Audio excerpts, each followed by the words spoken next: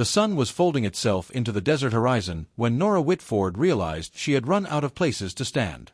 Evening came on like a slow-burning match, lighting the sky in shades of bruised gold and smoke blue.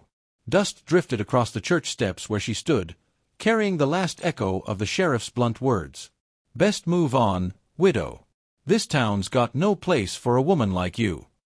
A woman like you. The phrase clung to her ribs like a bruise. Nora didn't cry, not yet. She only tightened her grip on the lone suitcase she carried, the handle frayed from too many restless departures. The church doors slammed behind her with a hollow thud, as if sealing her out of a life she had never truly been invited into. People were dispersing from a failed wedding meeting, if one could even call it that. There had never really been a groom. Just a trembling older farmer, encouraged by the church elders to take pity on the widow who brought too much attention, too much beauty, too many misfortunes trailing like ghosts behind her. When he changed his mind, their pity evaporated with startling speed. Now, women in stiff bonnets whispered as they passed her, their voices soft but sharp enough to draw blood. "She draws trouble. Pretty face, cursed history. Nothing but ruin follows her." Nora lowered her eyes, letting her hair spill forward like a shield. Shame tasted metallic on her tongue.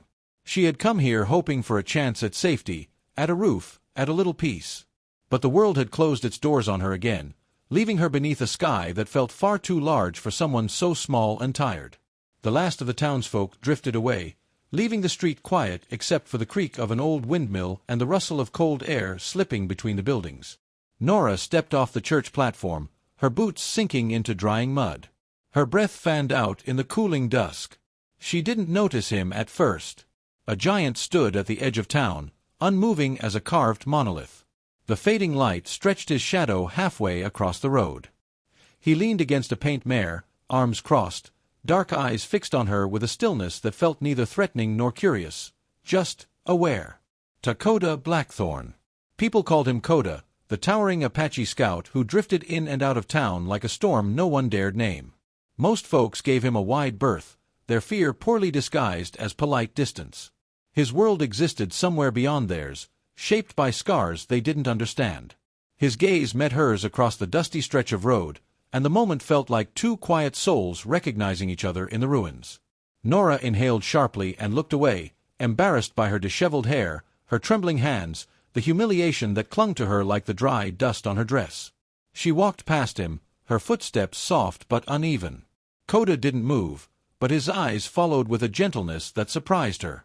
Why is he looking at me like that? Not with pity. Not with judgment. Just seeing. Nora made her way to May Donovan's small inn. The lanterns glowed welcomingly in the windows, and for a brief, fragile heartbeat she felt hope flutter. But May stood at the door wringing her apron, eyes full of apology before Nora even reached the steps. "Oh, honey. I'm sorry," May whispered. "The sheriff's made it clear you ain't to stay." Nora felt the words like stones dropping into her stomach. "I can pay, at least for one night." May's voice broke. "It ain't about money." Of course it wasn't. It never was. Nora stepped back slowly, forcing a tight smile so May wouldn't hurt for her too. She turned, walking until the dim lantern light faded behind her. Her breath trembled in her chest. The world had grown colder, stretching wide in its loneliness. She ended up behind the livery stable, sinking to the ground between two crates. The dirt was cool, the boards behind her rough. The night wind whispered like a tired lullaby.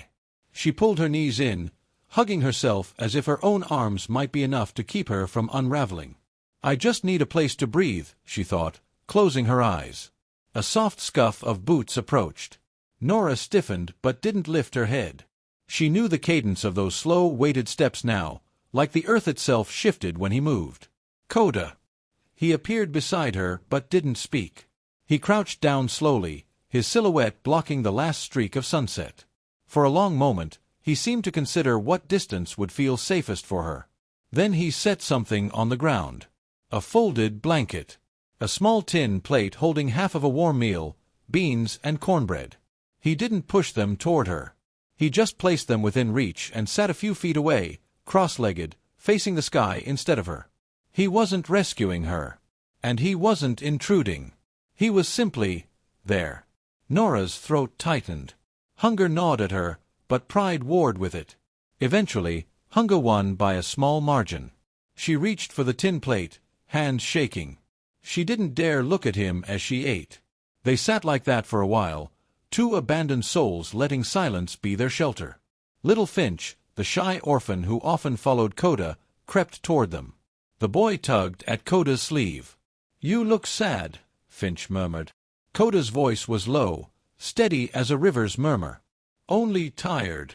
Nora swallowed hard. The honesty in those two words struck her with unexpected force. The last line of the day's light slipped below the horizon, leaving them beneath a sky the color of cooled ash. Stars shimmered faintly, like shy witnesses. And then, at last, Koda spoke directly to her. "You shouldn't sleep in the dirt." His voice held no pressure, just quiet concern, deep and gentle enough to warm the cold air around them. Nora lifted her gaze for the first time. And under that hollow, star-pricked sky, a single fragile thread, thin as breath, strong as fate, wove itself between them. Morning arrived softly, slipping over the river valley like a warm breath. Mist clung to the reeds, turning the world pale and hushed. Nora awoke wrapped in the blanket Koda had left her, its faint scent of cedar settling something restless inside her chest. She blinked toward the horizon, where a tall silhouette was leading a horse toward the water.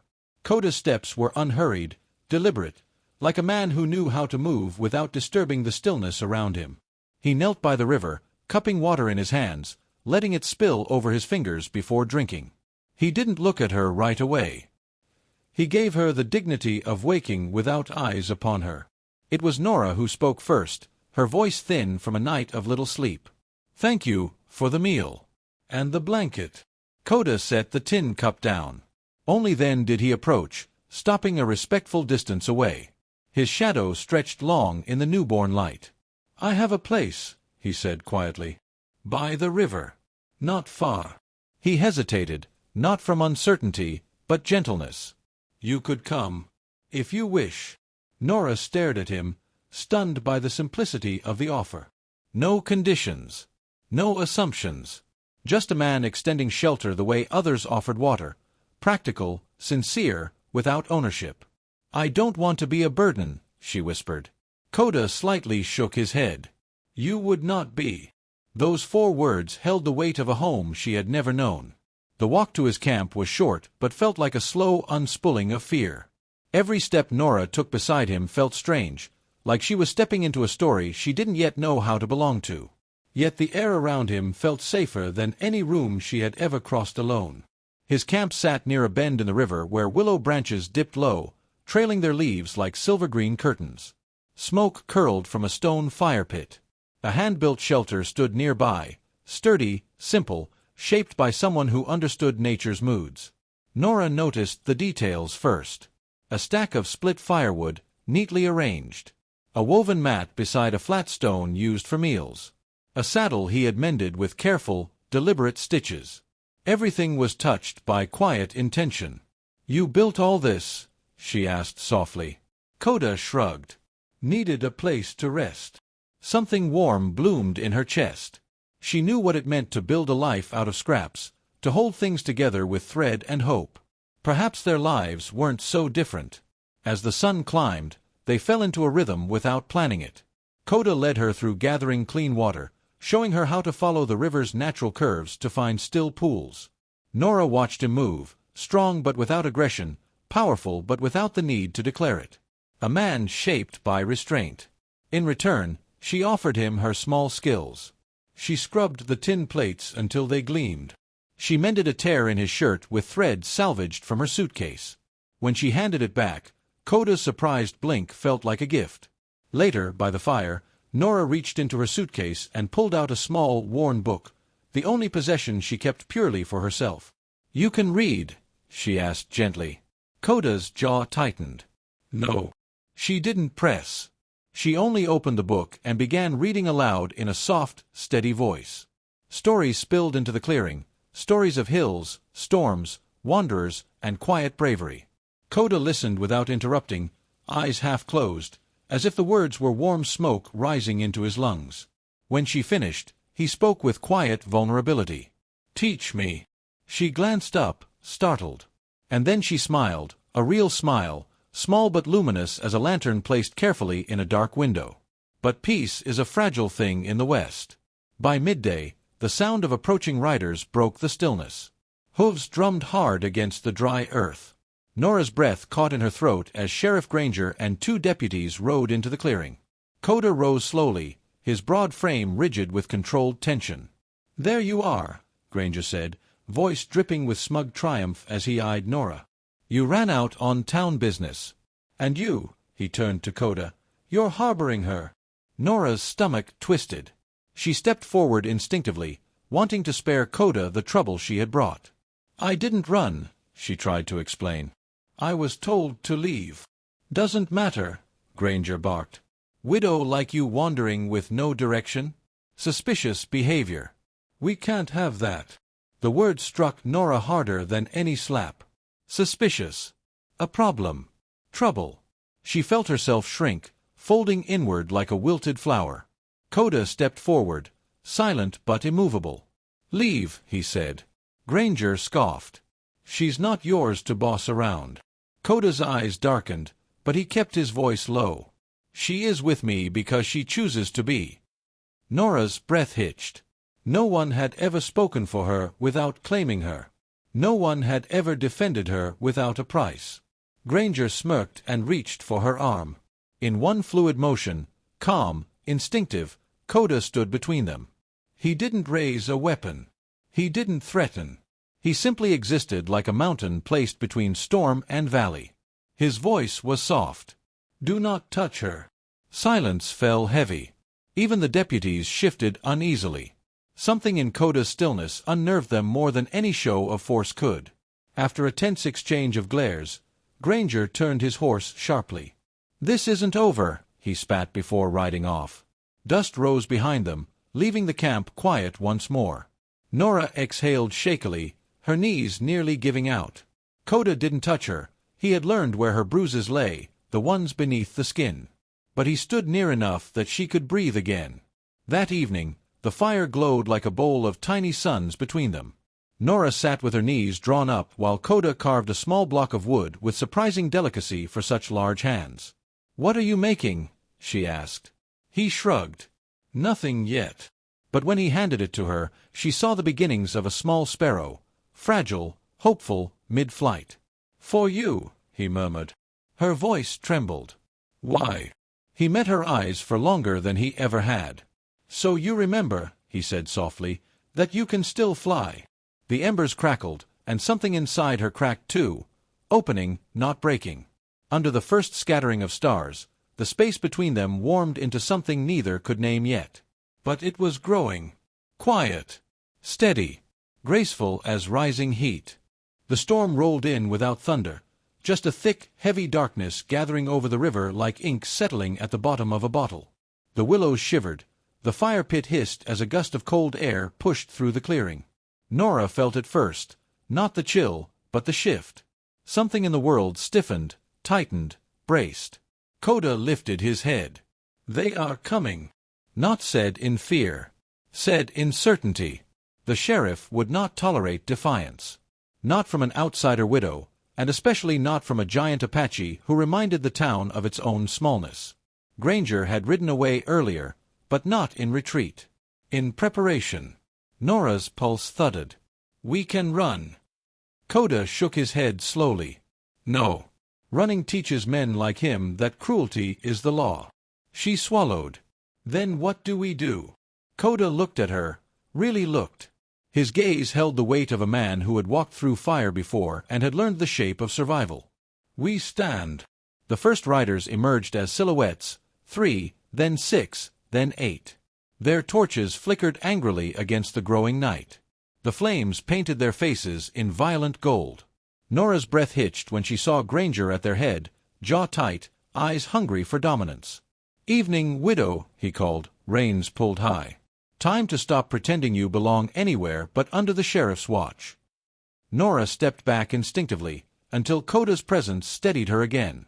He moved beside her, solid and quiet. His stillness felt like a wall built from devotion rather than possession. Granger pointed at Nora. "She comes with us. And you," his lip curled, "you're finished prowling around this county like some animal." Koda didn't speak.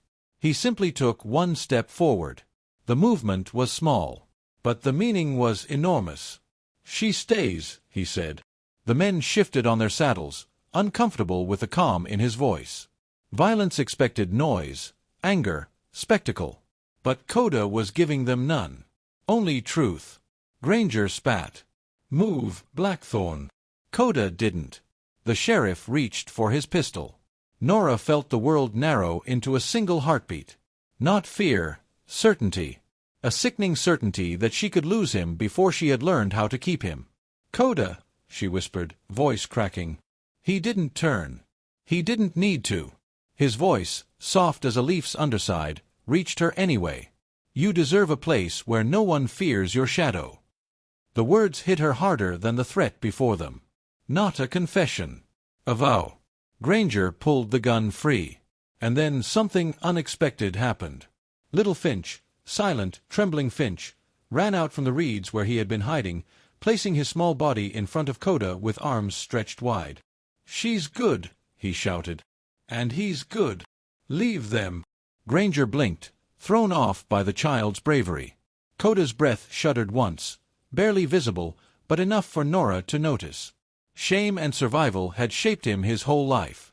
Being defended, freely, loudly, was something he had never been taught to expect. Granger's face twisted. "Move, boy." Finch didn't. And that hesitation, that single beat, allowed the moment to shift. Nora stepped beside Finch. Then a little closer. Her fear was real, trembling through her limbs like wind through a fragile lantern flame. But she stood anyway.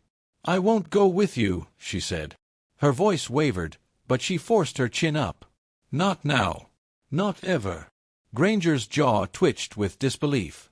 "You think this man can protect you?" Nora glanced at Koda, not for permission, but for strength. He didn't give her a nod or a gesture. He simply existed beside her, a silent column of warmth and steadiness. "No," Nora said. "I think he doesn't try to own me. That's enough." The torchlight rippled across Granger's face. His anger faltered for a moment, just a moment, replaced by something else, uncertainty. As if her refusal forced him to see himself clearly for the first time. One of the deputies shifted in his saddle. "Sheriff, she ain't done nothing wrong." Another cleared his throat. "Maybe we should let it be." The men weren't loyal to justice. They were loyal to someone who looked strong. And suddenly, Granger didn't. The sheriff's eyes darted between them, frustration clawing his features. He pulled his horse around sharply.